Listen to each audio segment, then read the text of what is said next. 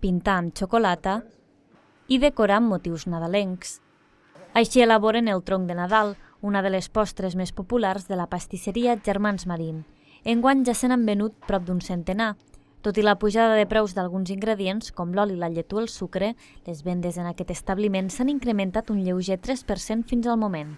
Així ho ha explicat el propietari de la pastisseria, Marín Navarro. Jo trobo que enguany serà una mica millor que l'any passat. Serà una mica millor degut a que la festa és a final de setmana i hi haurà més temps per fabricar, poder agafar més comandes i més temps per fer-les.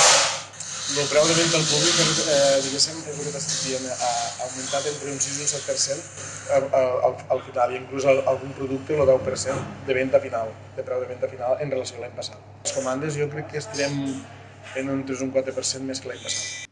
Tot i l'èxit del tronc de Nadal, hi ha unes postres que superen aquest típic dolç. Es tracta del tortell de Reis. Navarro afirma que enguany tenen previstos vendre'n uns 500. El tronc de Nadal és una cosa que no està molt arraïlada aquí, però la gent que ho coneix i ho prova realment repeteix bastants anys. El panetone s'està venent cada vegada més, però el tortell de Reis jo crec que és el més arraïlat que hi ha aquí. En total, la pastisseria preveu tancar les festes nadalenques amb un increment del 10% en les vendes respecte a l'any passat.